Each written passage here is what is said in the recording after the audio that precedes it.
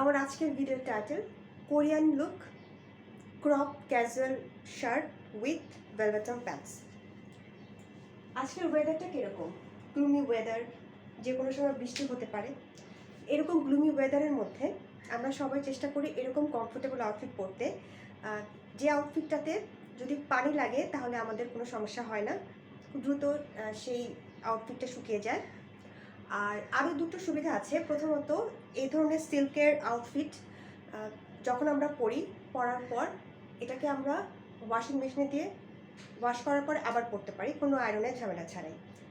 তাহলে কি হলো, আমরা দুটো সুবিধা পেলাম।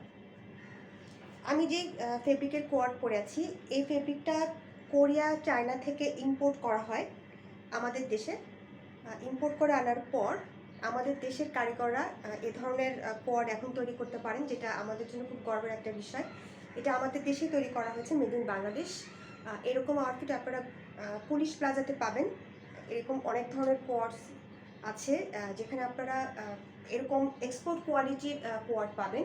আর এই কোয়ার্ডটা দুবাইতে এক্সপোর্ট করা হয়, এ ধরনের কোয়ার্ডস। আর আমরা এটা আমাদের দেশের যেরকম প্রাইস থাকে কোয়ার্ডসের, সেরকম প্রাইসের মধ্যে দিয়ে আমরা মানে এরকম কোয়ার্ড কিনতে পারি। রিজনেবল প্রাইসে থাকে আমাদের জন্য, কিন্তু সেটা যখন দেশের বাইরে চলে যায় এ ধরনের ড্রেস, তখন অনেক বেশি প্রাইস দিয়ে সবাইকে কিনতে হয়।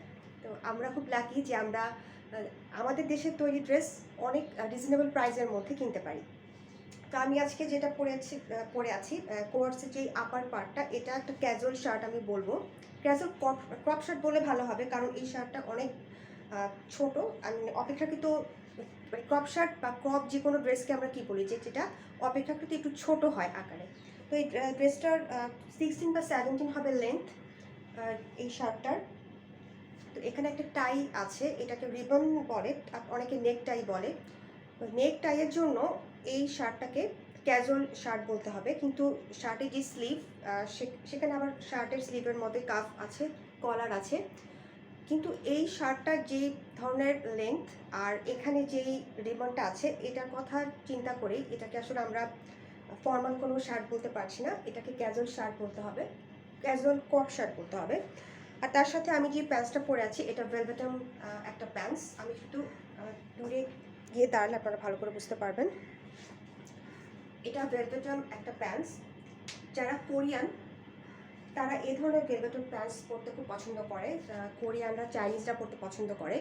আমরা তো বাঙালি, আমরা দেখতে কোরিয়ানদের মতো না, আমাদের স্কিন কমপ্লেকশন কোরিয়ানদের মতো না, আমাদের স্কিন ফ্ললেস না, অনেক সমস্যা আছে আমাদের স্কিনে। কারণ আমাদের এশিয়ান স্কিন টোন যাদের, তাদের সবারই কম বেশি একটু পিগমেন্টেশন থাকে, অনেকের হাইপার পিগমেন্টেশন থাকে, অনেকের রেডনেস থাকে, ডার্ক স্পট থাকে। গ্লাস স্কিন আমাদের না, কিন্তু আমরা চেষ্টা করি সবসময় যেন কোরিয়ান লুকটা এখন ক্রিয়েট করতে, কারণ কোরিয়ান লুকটা এখন আমাদের ফ্যাশন ট্রেন্ডে চলছে। আমি আপনাদেরকে কয়েকটা মেকআপ প্রোডাক্টস দেখাচ্ছি। আমি আজকে এই কয়েকটা মেকআপ প্রোডাক্টস দিয়ে আমার মেকআপটা কমপ্লিট করেছি। এটা মিশা গ্লো বাম বলে এটাকে। এটা একটু হাই প্রাইজের, কিন্তু এটা আপনারা সবসময় মেকআপের আগে ইউজ করতে পারবেন, যেটাকে প্রাইমার হিসেবে, ফেস প্রাইমার হিসেবে ইউজ করা যায়। যে কোনো মর্নিং ময়শ্চারাইজার ক্রিম হিসেবে এটাকে আপনারা ইউজ করতে পারবেন।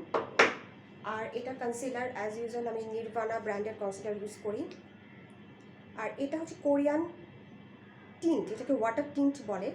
তো এটা আসলে আমরা আমাদের চিকবোন এরিয়াতে, ইভেন আমি যেটা করেছি আমি আজকে কোনো আইশ্যাডো অ্যাপ্লাই করিনি আমার আইলিডে, ক্রিজ এরিয়াতে আমি এই টিনটা অ্যাপ্লাই করেছি। আর লিপস্টিক হিসেবে আমি অ্যাপ্লাই করেছি একটা বেবি পিঙ্ক কালারের লিপস্টিক, তারপর আমি গ্লস অ্যাপ্লাই করেছি, কারণ কোরিয়ানরা সবসময় তাদের ফেসটাকে গ্লসে রাখতে খুব পছন্দ করে। আর আমি আজকে একটা টোন আপ সানক্রিম ইউজ করছি, এটা আমি সবসময় ইউজ করছি এখন। এটার একটা বিশেষ সুবিধা হলো যে এটার সাথে সানস্ক্রিন আছে, প্লাস এটার সাথে একটু বিবি ক্রিম, সিসি ক্রিম অ্যাড করা আছে। আপনারা চাইলে এরকম টোন আপ সানক্রিম ইউজ করতে পারেন। এটাও ক্রিস্টিয়ান ডিওর ব্র্যান্ডের। আর আমি যে আইলাইনারটা অ্যাপ্লাই করেছি, এটা উইং আইলাইনার, এটা W7, এটাও কোরিয়ান প্রোডাক্ট। খুব কম প্রোডাক্ট আমি আজকে অ্যাপ্লাই করেছি আমার ওভারঅল ফেসে, আর চেষ্টা করেছি একটু গ্লোই মেকআপ লুক ক্রিয়েট করার জন্য। আমি হাইলাইটার অ্যাপ্লাই করেছি, যেটা আমার ফেসে অ্যাপ্লাই করেছি।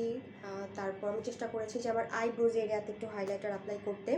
আর হেয়ার স্টাইলের কথা বলবো যে কোরিয়ানরা এরকম ক্লিপ ইউজ করতে খুব পছন্দ করে হেয়ার এক্সেসরিজ হিসেবে। তো আমি এরকম একটা ক্লিপ আসলে দিয়ে আমার হেয়ারটাকে সেট করার চেষ্টা করেছি। নর্মাল আয়রন করা আছে, আপনারা চাইলে এটার সাথে একটা পনিটেলও করতে পারেন। আমার মনে হয়েছে যে চুলটা এরকম খোলা রাখতে বেশি ভালো লাগবে। আর ফুটওয়্যার হিসেবে অবশ্যই চেষ্টা করবেন, আমি যেটা পরেছি এরকম স্নিকার পরার চেষ্টা করবেন, কিন্তু কনভার্স পরার চেষ্টা করবেন। আমি একটা কনভার্স পরেছি আজকে, ব্লু কালারের কনভার্স, কারণ আমার ওভারঅল ড্রেসের মধ্যে মিড নাইট ব্লু কালারের সাথে একটা হোয়াইট কালারের কম্বিনেশন আছে। তো সামনে তো আমাদের বর্ষাকাল চলে আসছে, তো রেইনি সিজনে আপনারা এরকম ধরনের আউটফিট পরতে পারেন। আজকের ভিডিওটা আমি এখানেই শেষ করছি। সবাই ভালো থাকুন।